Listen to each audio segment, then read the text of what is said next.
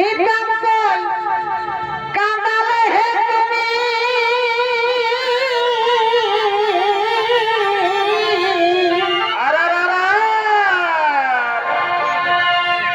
এ দুঃখ বলব কাহারে আমি ও বড় ফেল দিলে ধনী অন্তরে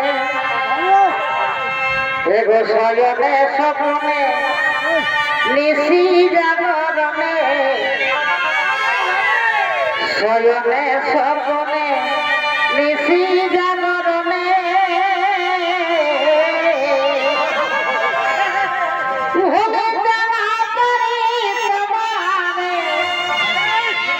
এগো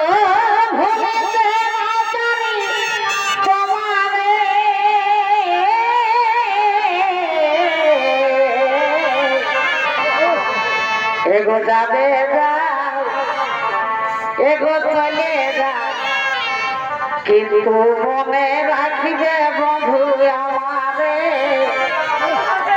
এগো চলে যাও এগো যাবে যাও কিন্তু মনে রাখবে বন্ধু আমার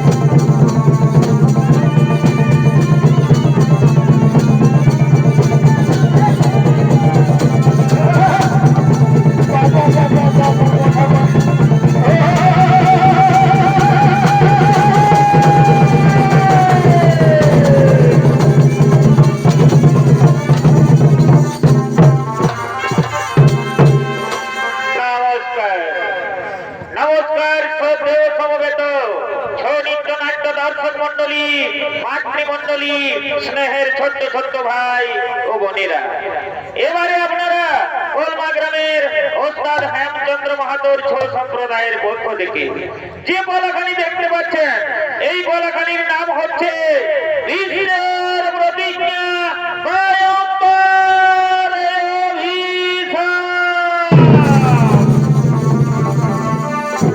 এদিকে এদিকে বৈকুণ্ঠে সুমেরু পর্বতের উপরে মহামুনি বৈশিষ্ট্যের অতি মনোরমা আশ্রম সেই আশ্রমের আকর্ষণীয় কেন্দ্রবিন্দু ছিল দিব্যগাভী নন্দিনী নন্দিনী হলো স্বর্গীয় গাভী সুরভীর কন্যা দেবতাগণ মহামুনি বৈশিষ্ট্যকে দুগ্ধ পান করার জন্য দিয়েছে তাই মহামুনি বৈশিষ্ট্য তার দিব্যগাভী নন্দিনীকে নিয়ে চলেছে তার আশ্রমের দিকে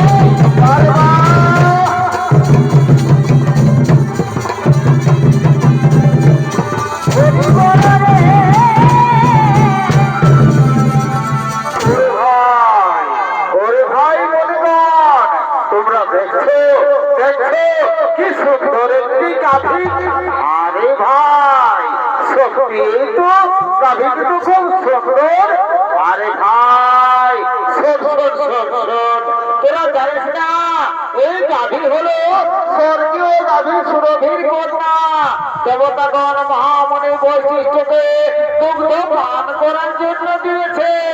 এই গাভীর দুগ্ধের এমনই গুণ, যদি মর্তবাসী একবার পান করে তাহলে 100 বছর পর্যন্ত তাদের পরমাও বৃদ্ধি পায়। এই গাভীর গুণগান শুনে প্রভাত রেখে ছুটে ছুটে আসছে।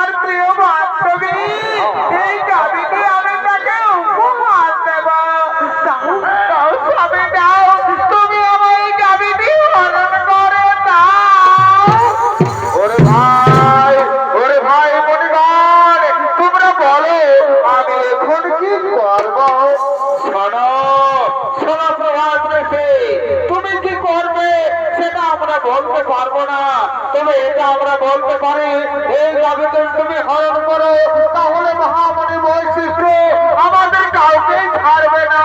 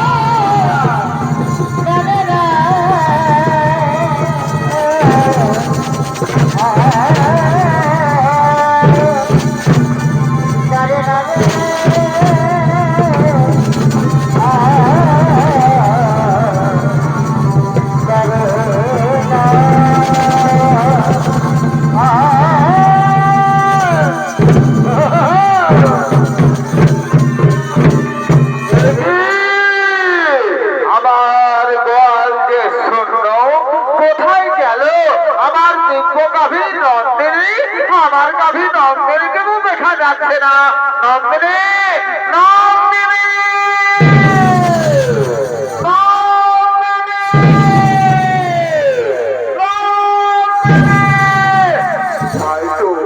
আমার দীর্ঘ গাভীর নাম দিলে তো কোথাও দেখা গেল না।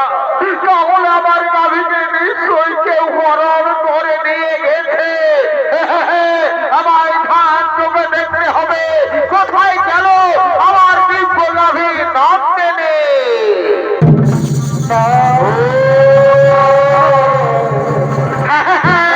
বুঝতে পেরেছি, অস্ত্র বছর তোমরা এসেছিলে আমার অতি মনোরমা আশ্রম দর্শন করার জন্য। তোমরা আমার দিব্য কবি নন্দিনীকে হরণ করে নিয়ে গেছো মার্তলোকে। যাও, আমি তোমাকে অভিশাপ দিচ্ছি, মার্তলোকে মানব কুলে জন্ম নেবে তোমরা।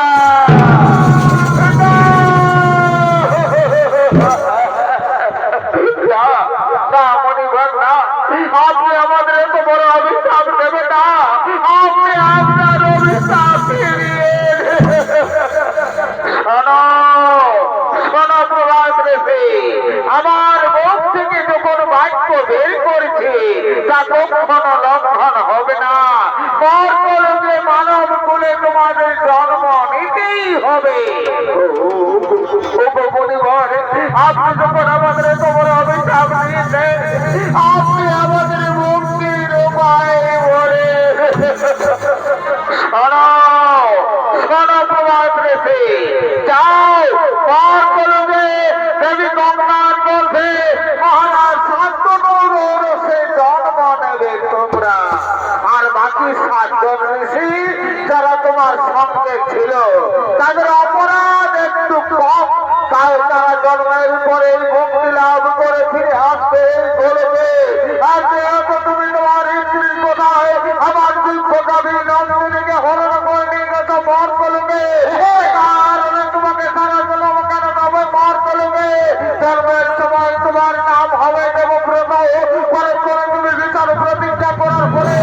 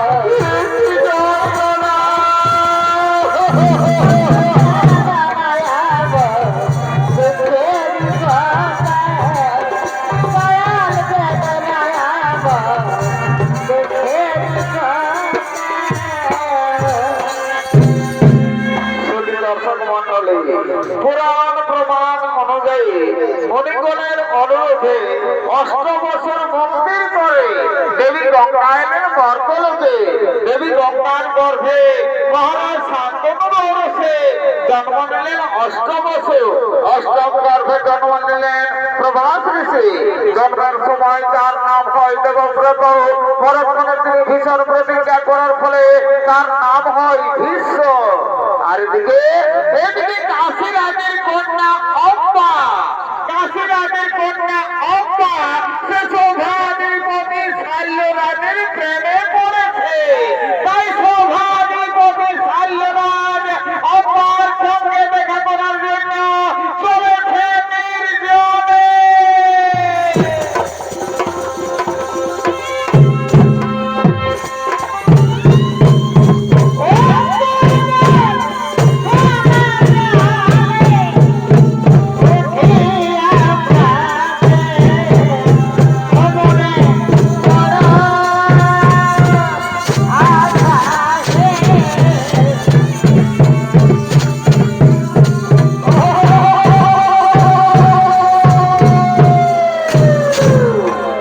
এই শাল্যরাজের ভূমিকায় আপনাদের সামনে ছৌ নৃত্য পরিবেশন করে দেখাবেন কলমা বিবাদী সংঘ ছৌ সম্প্রদায়ের এক তরুণ নৃত্যশিল্পী ফকির চন্দ্র মাহাতো।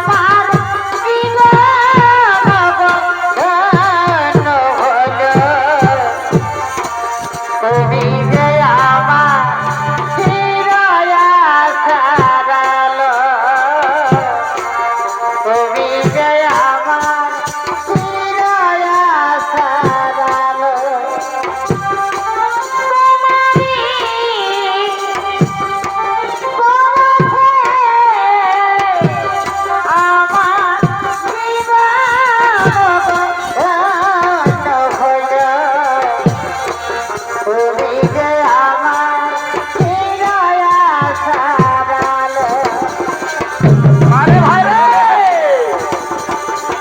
আরে মা নদী পাহাড় ভাই গেছে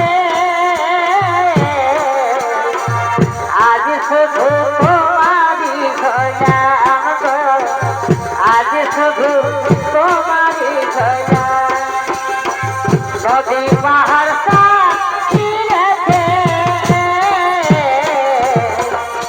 আজ শুধু তোমারই খোঁজাম গো আজ শুধু তোমারই খোঁজাম মাটির ভিতরে হলো ঘর ওরে মোর কেন বাঁধ ঝালার ঘর ওরে মোর কেন বাঁধ ঝালার ঘর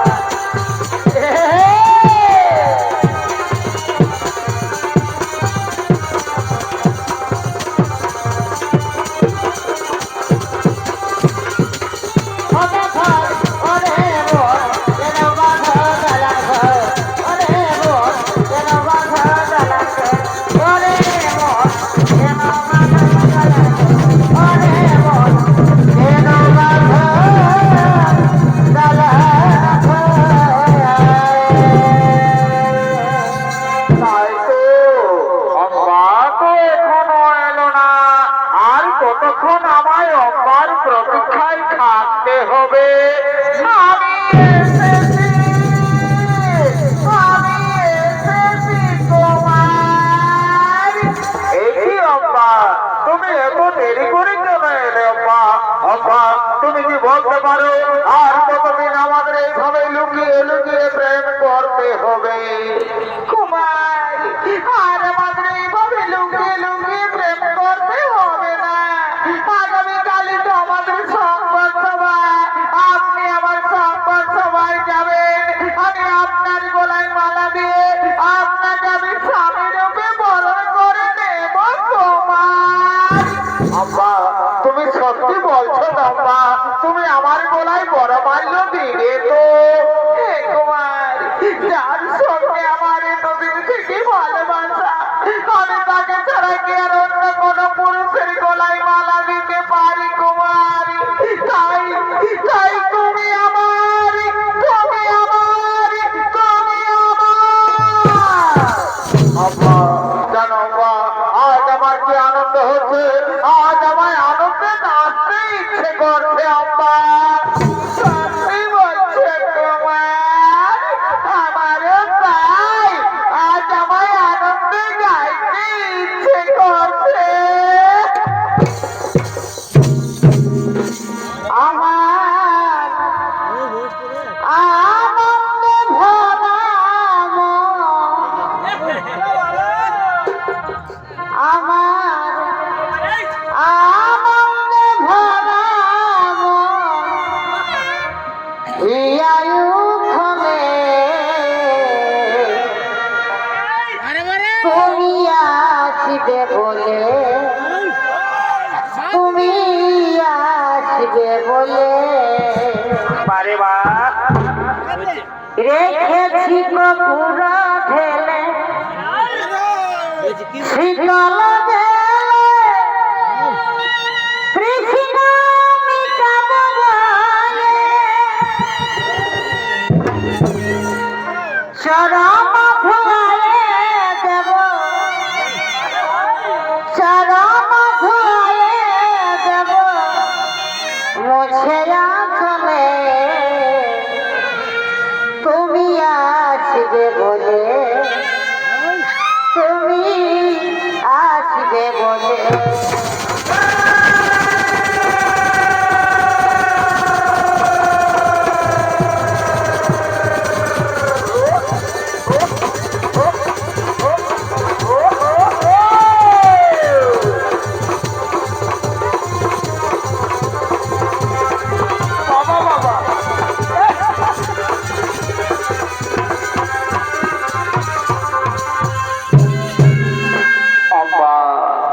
এখানে আসা আমার অনেক দেরি হয়ে গেল বাবা আমি আর এখানে বেশিক্ষণ দেরি করবো না আমার তাড়াতাড়ি রাজসভায় যেতে হবে আম্মা হে কুমার আমি আর এখানে বেশিক্ষণ দেরি করবো না আমায় তাড়াতাড়ি গৃহে ফিরে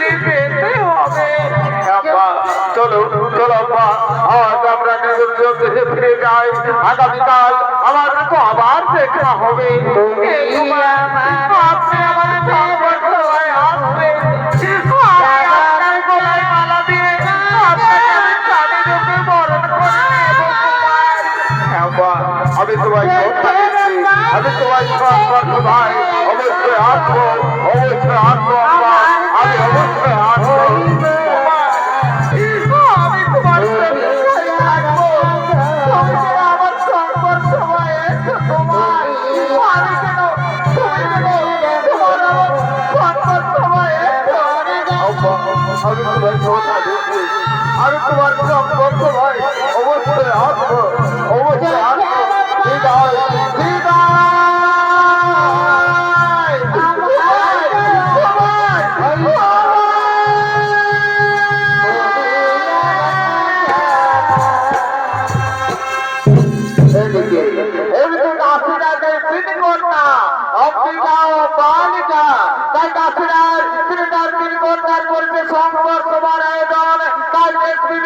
আমন্ত্রণ দেশ বিদেশ থেকে রাজা রাজপুত্রগণ তারা সম্পদ সবাই করছে আগমন।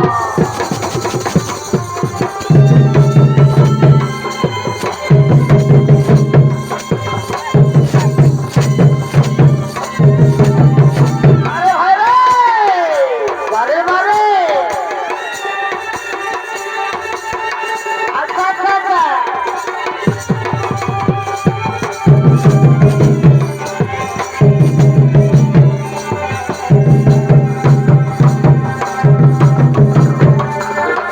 ঘরের মাঝে ছোট ছোট কাঁকর খাবে।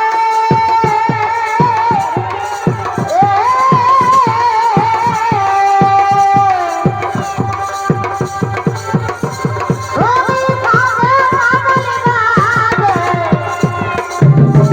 তুমি খাবে পাগল গাবে, যাবে ধাম খাবে। আরে ভাই রে, বড়াই সাধের গো আমাদের জঙ্গল বহর, আর বড়াই দিছে আমাদের জঙ্গল বহর।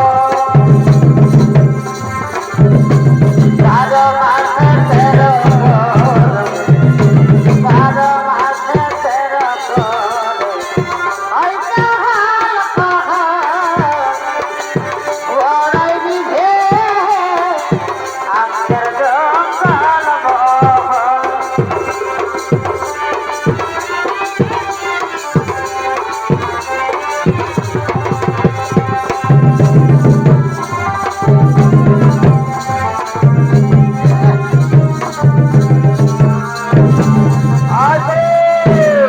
আসুন রাজা রাজপুত্রগণ, আপনারা নিজ নিজ আসন গ্রহণ করে বসে যান। আজ আমি আমার 3 কন্যার করেছি স্বয়ংবর সভার আয়োজন। এক্ষুনি আমার 3 কন্যা এই স্বয়ংবর সভায় করবে আগমন।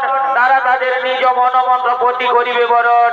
বসে যান, বসে যান, আপনারা নিজ নিজ আসন গ্রহণ করে বসে যান। ওরে কে কোথায় আছিস? তোরা তাড়াতাড়ি করে আমার 3 কন্যাকে এই স্বয়ংবর সভায় নিয়ে আয়। মনেরই বাগানে ফুটিল ফুল রে, রসিকি ভ্রমর আইল না, ফুলের মধু খাইল না।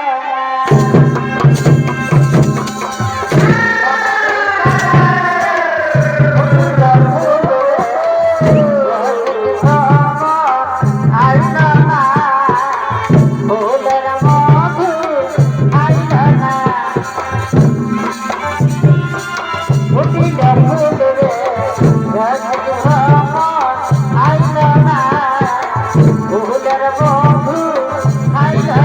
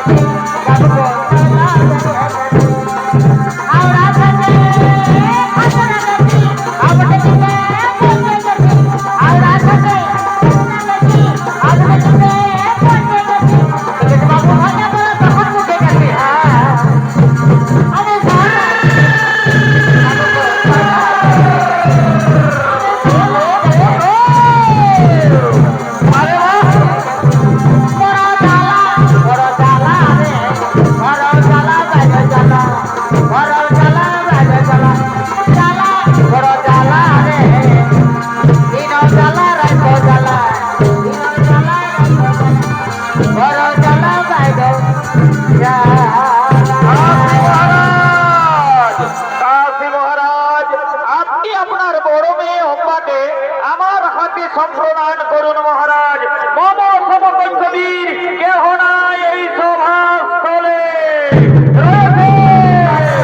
রয়েছে শাল্য মহারাজ, তব সমকবীর উপস্থিত এই সভাস্থলে। কে আপনি? আমি হস্তিনাধিপতি শান্তনু নন্দন পুত্র ভীষ্ম। তুমি এসেছো এই স্বয়ম্বর সভায়? আরে আরে আরে দেখ দেখ দেখ দেখ দেখ দেখ, বিশ্ব এসেছে এই স্বয়ম্বর সভায়। বিশ্ব আবার 80 বছর বয়সে নিজেকে যুবক প্রমাণ করার চেষ্টা করছে রে। আরে শোন শোন শোন শোন, আমার মনে হয় বিশ্ববোধই তার পিতার মৃত্যুর অপেক্ষায় ছিল। তার পিতা মৃত্যুবরণ করেছে, তার মা চাকা বলাও ভেঙেছে, আর বিশ্বদাত্রীর প্রতিজ্ঞাও ভেঙেছে। চুপ করুন, চুপ করুন, চুপ করুন রাজা রাজপুত্রগণ, আপনারা সকলে চুপ করুন। আমি নিজে বিয়ে করার জন্য এই স্বয়ম্বর সভায় আসিনি। আমি এই স্বয়ম্বর সভায় এসেছি বাহু বলে 3 কন্যাকে হরণ হস্তিনার রাজপ্রাসাদে আমি আমার ভাই বিচিত্র বীর্যের রানী বানাবো। বাধা দিতে যদি কারো শক্তি থাকে তবে এসো এসো এই বীর্যের সম্মুখে। কি কি বিশ্বদেব করিবে হরণ? এক্ষুনি আমি তবে তাই হোক, তাই হোক মহারাজ, তবে তাই হোক। কি কারো বাহুতে কোনো শক্তি ধরেছে? চলে এসো, চলে এসো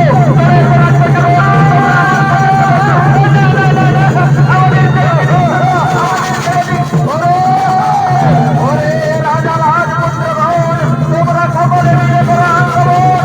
বিশ্বদেব আমার 3 কন্যারে করিল হরণ। কি লজ্জা মোর, মারিল রক্ষিতে আমি নিজ কন্যারে।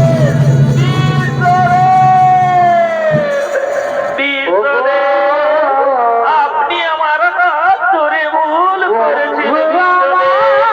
আমি যে সভাধিপতি শাল্যরাজকে ভালোবাসি, সেও আমায় ভালোবাসে। আমি তার বাগদত্তাই স্ত্রী। আপনি আমায় তার কাছেই পৌঁছে দিন বিশ্বদেব, আপনি আমায় তার কাছেই পৌঁছে দিন। এ কি অম্বা, এ কথা তুমি আগে বলনি কেন? বিশ্বদেব, অনুগ্রহ করে আপনি যদি সেখানে বীরত্ব দেখাতে উপস্থিত না হতেন, তাহলে আমি মহারাজ শাল্যের গলে মালা দিয়ে আমি তাকে স্বামী রূপে বরণ করে নিতাম। সেও আমায় ভালোবাসে, আমিও তাকে ভালোবাসি। আমি তার বাগদত্তাই স্ত্রী। আপনি আমায় তার কাছেই পৌঁছে দিন বিশ্বদেব, আপনি আমায় তার কাছেই পৌঁছে দিন। হ্যাঁ চলো অম্বা চলো, আমি তোমাকে শাল্যরাজের কাছেই পৌঁছে দেওয়ার ব্যবস্থা করব।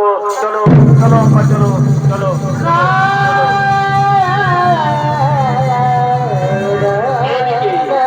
এদিকে শাল্য মহারাজ, তিনি তার রাজপ্রাসাদে বসে রাজকার্য পর্যালোচনা করছে।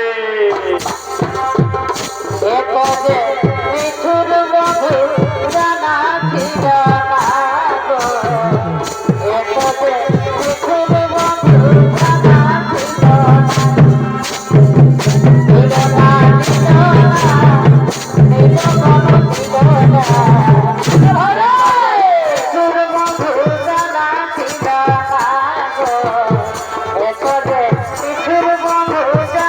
ছিল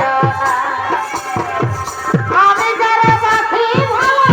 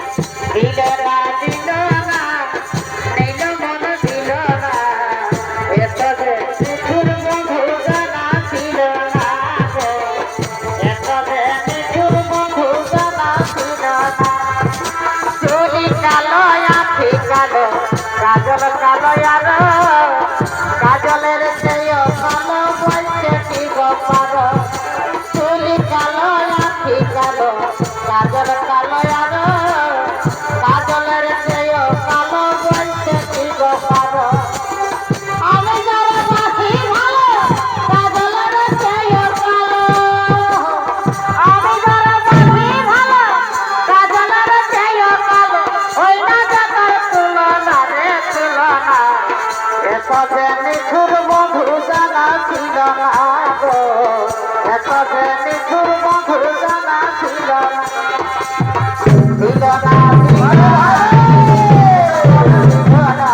আরে ভাই নিঠুর বন্ধু জানা আরে মা আচ্ছা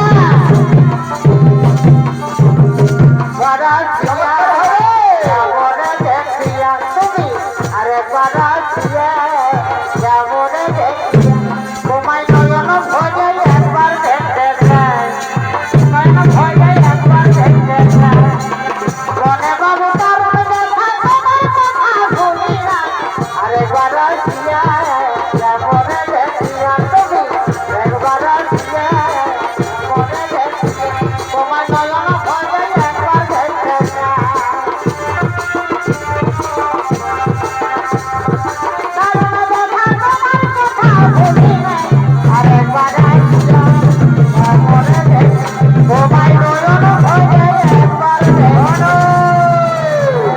শোনো, শোনো, শোনো রে মন্ত্রী সেনাপতি সৈন্যগণ, মন আজ আমার বড় চঞ্চল, আজ সভার কাজ কিছু হবে না, আজ তোমরা নিজ নিজ কক্ষে ফিরে যাও, আজ আমায় একটু একা থাকতে দাও, আজ আমায় একটু একা থাকতে দাও, আজ আমায় একটু একা থাকতে দাও। অধিপতি সাহেবের জয়। কে আপনি? আমি হস্তিনা নগরের মহামন্ত্রী। আপনার বাগদত্তা স্ত্রীকে আপনার কাছে এনে দিয়েছি মহারাজ, আপনি একে গ্রহণ করুন। আমি এখন আসি মহারাজ, আমি এখন আসি। এ কি অম্বা, তুমি এসেছো? বারে, স্ত্রী তো স্বামীর কাছে আসবে। এখনো আমি মনে প্রাণে বিশ্বাস করি তুমি আমার স্বামী। নাও নাও কুমার, তুমি আমায় গ্রহণ করো কুমার। নাও নাও নাও যে হাত ধরে ভীষ্ম তোমায় রথে তুলেছে সে হাত আমি স্পর্শ করতে পারবো না। যে মুহূর্তে ভীষ্ম তোমার হাত ধরে রথে তুলেছে সেই মুহূর্তে তুমি ভীষ্মের উচ্ছিষ্টা হয়ে গেছো। তুমি ভীষ্ম কর্তৃক অপহৃতা। তুমি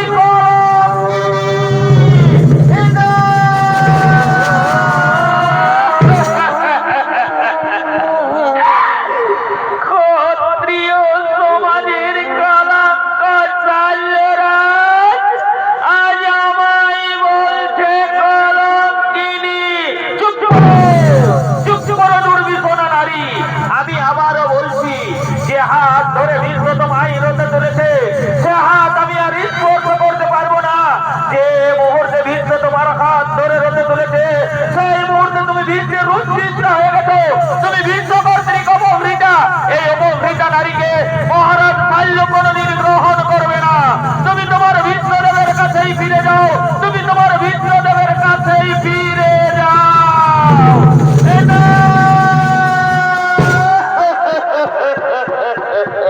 কলমে নাই কালি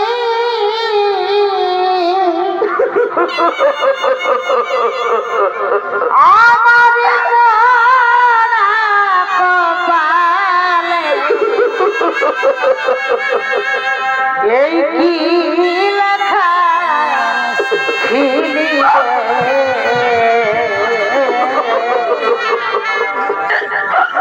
কলমে কিনা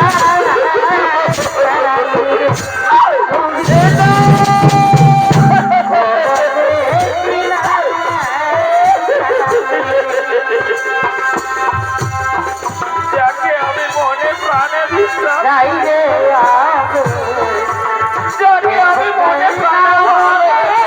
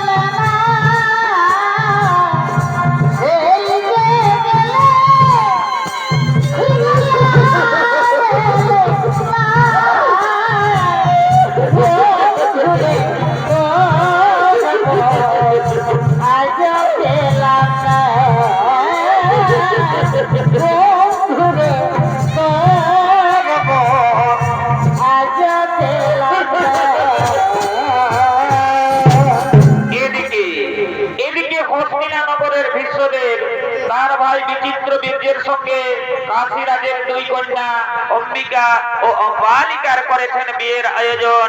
সমস্ত রাজ্যবাসী রয়েছে নিমন্ত্রণ। রাজ্যবাসীগণ মহানন্দে নৃত্য গীত করতে করতে রাজবাড়ির দিকে করছেন আগমন।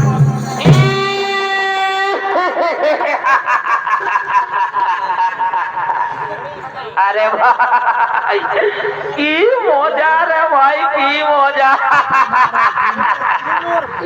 এইটার নামেই তো বিয়া গো। যত পারবি ফুর্তি কর। বিয়া ঘরে ঘর, রাজা ঘরেই গো, আর গরিব ঘরে হে রঙিন আর সাদা। এগুলা চলবে, ডিজে বাজবে আর নাচ খেলে হবে। ওই রে এই কালিন্দী বাবুরা, আয় আয় আয় আয়, তাড়াতাড়ি আয় বাবুরা, লগনটা বাইরে যাবে।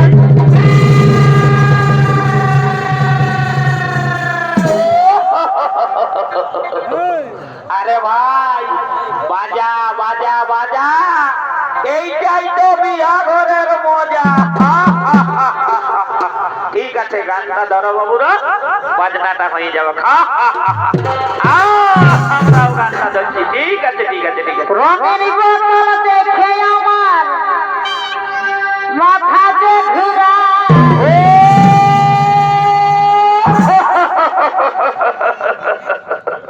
আরে ভাই এই রঙিন মালটা হচ্ছে বিদেশি মাল, বুঝলে না? ওই মালটা ঢকিয়ে দিতে দিতে না আমাকে শ্রদ্ধা করে দেয় কামাল। রঙের বোতল দেখে আমার মাথা যে ঘুরায়। আর দিল সে টানে দিলে বলার কিছু।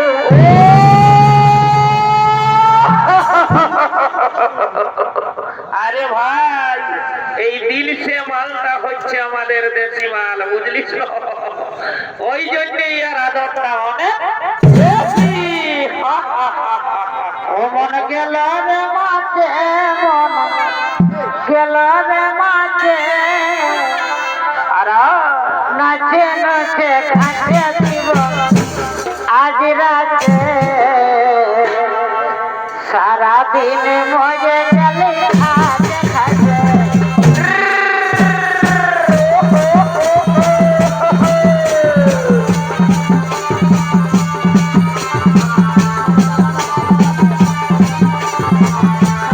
মজে গেলে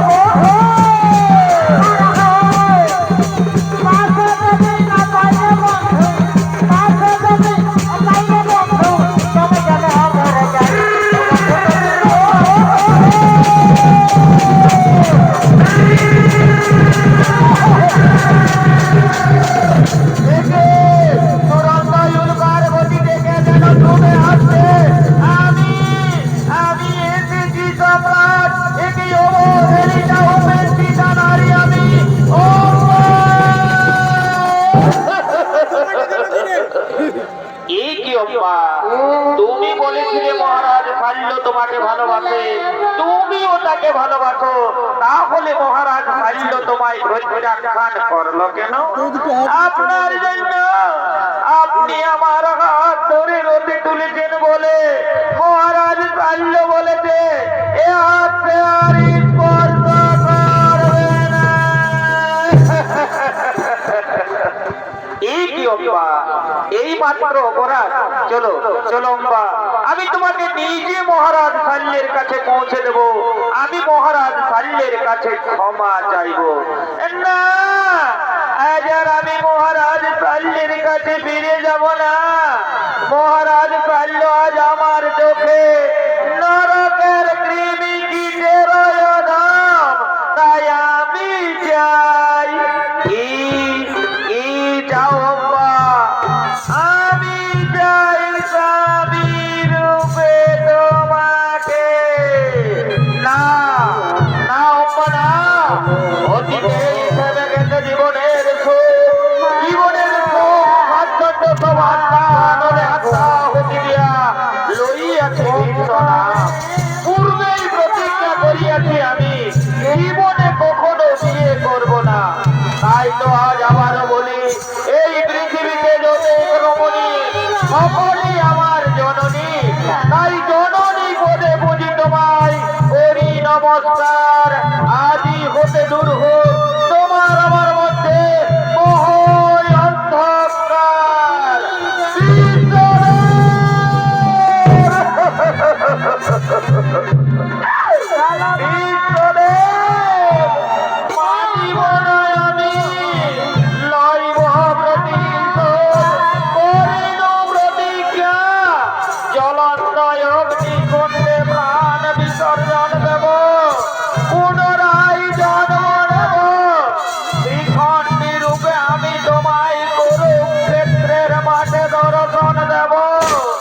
আর সেদিন হব আমি তোমার মৃত্যুর কারণ। তুমি মানে মানে জর্জরিত হয়ে যন্ত্রণায় ছটফট করতে করতে নরক শয্যায় লুটিয়ে পড়বে, কিন্তু মৃত্যু হবে না তোমার। তিলে তিলে মরবে তুমি।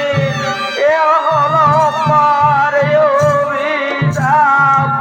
তিলে তিলে মরবে তুমি। এ হলো আমার অভিশাপ। তিলে তিলে মরবে তুমি।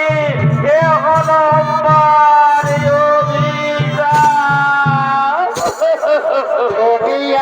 না না অম্বা না, তথাপি ভাগিবে না কভু এই বিশ্বে প্রতিজ্ঞা।